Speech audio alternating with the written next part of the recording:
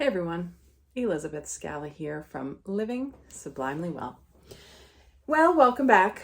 We are here with our vlog that is all about the patient's experience going through surgery after a traumatic injury or accident.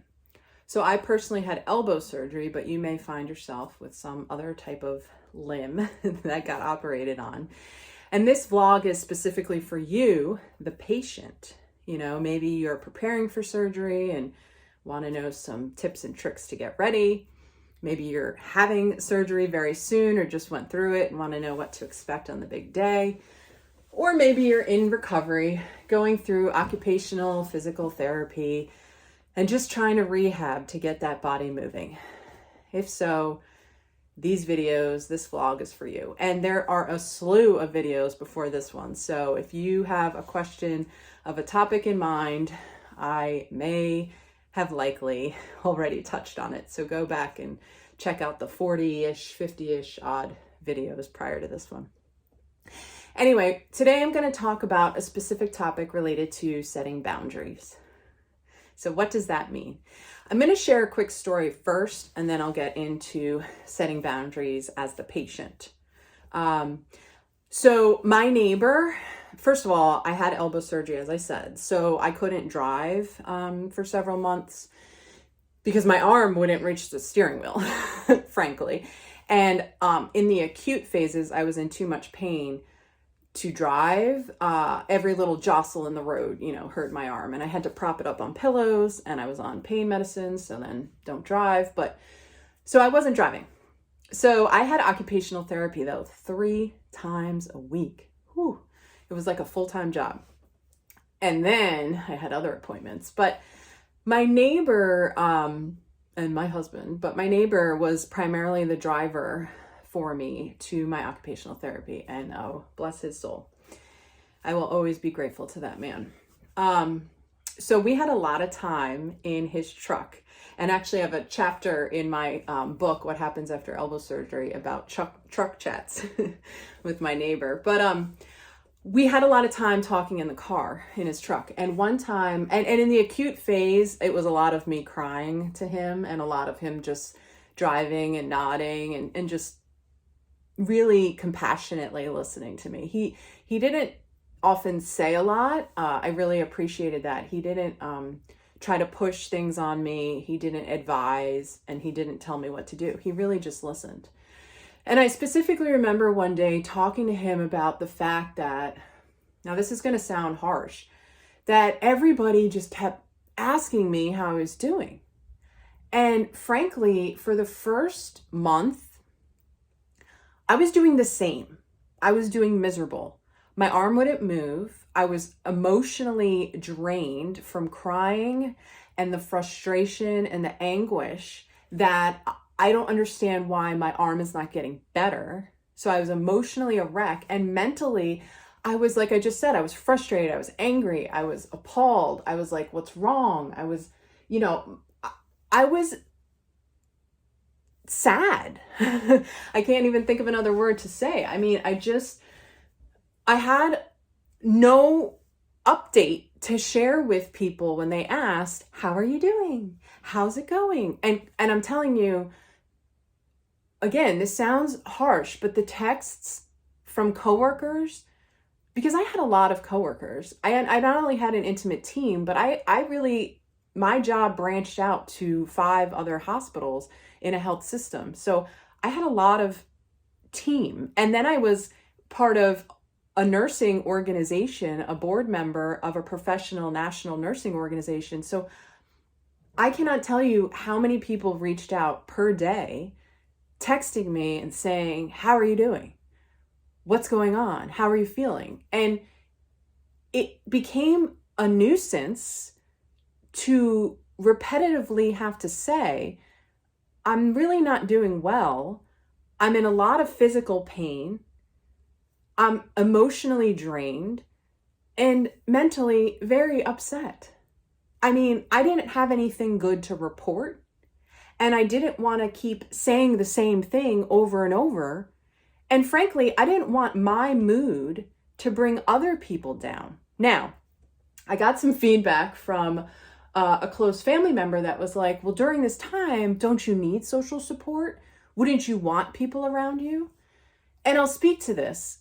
If you're a gregarious, outgoing, sociable, extroverted person who always has a group of people around them and doesn't prefer quiet alone time, sure, you really need that social connection.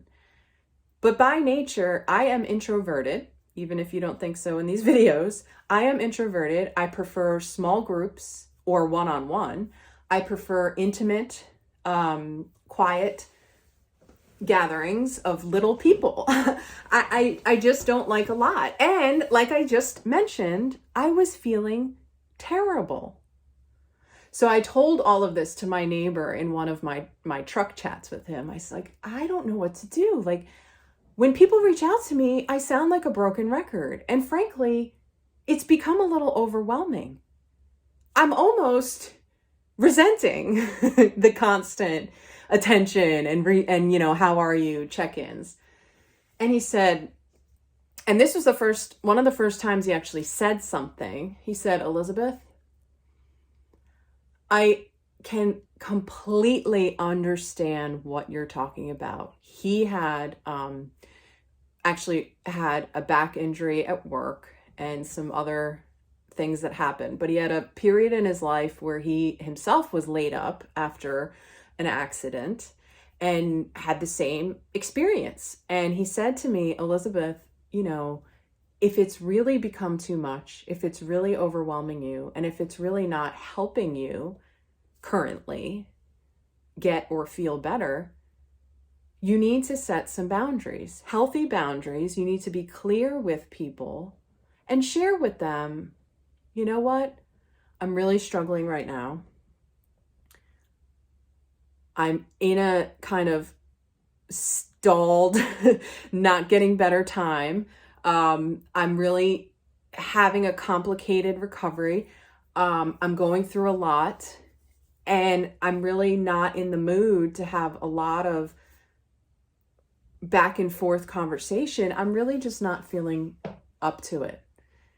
And can you please give me some space and some time? And when I feel better, I will absolutely reach out to you. And I said to him in the truck, really? I can do that? I can tell people that I need a break from the constant text and emails and phone calls and this, that's, and the otherwises? I was in shock. I had never even thought of doing that. But it's true. You need to take care of yourself and your needs first and foremost so that you can heal and recover. Now, as I said, if you're an extroverted, gregarious person who likes a lot of social contact and all of that, social attention, then maybe this doesn't pertain to you. But if the questions and the how are yous and then how's it's goings and how are you feeling and how is your arm doing and is it moving and is it getting better, if that stuff is just getting on your last nerve, just set the boundaries.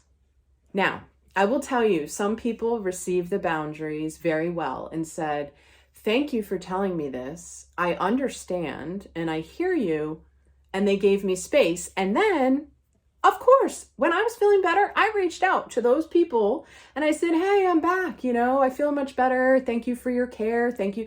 Because what can people do if they're not? They can pray for you. They can send good intentions for you. They can just go about their business because your boundary is not about them. Your setting a boundary is not about them. And if they take it personally, that's their problem. So if you need to set a boundary and you need to say, look, I need space. I need time to rest. I need quiet to reflect, to really, I've shared in another video, reflect and prioritize and really think about my life. I need space to rest and sleep and not be on my phone all day and not worry about my arm and not say, oh my God, now I have to tell another person that I'm not doing any better. Now I have to tell another person that I'm still stuck and it's not moving. I mean, how frustrating is that to keep saying the same thing over and over? So if you need to set boundaries, set boundaries. Some people will understand and they will care for you from a distance, and that's a beautiful thing. And some will take it personally, and again, there's nothing you can do about that. That's on them. So set boundaries as needed. And as I said, I started sending that message out. Like, I need some space. I need some time. I'm not doing well. Please, pray for me out there in the ethers. And when I'm back, I'll be back. And when I'm back, I will connect with you again, and I will reestablish, and I will appreciate that you gave me space. So I hope this helps. As I said, I've written about this in the book, What Happens After Elbow Surgery, and you'll be able to read about this and many more topics. If you have a topic that you'd like to hear about, if you have a question about surgery, email me, support@elizabethscala.com, and I'd be happy to include your question in this video series. Alrighty then, we've reached that time. Thanks for tuning in, and we'll see you at the next video.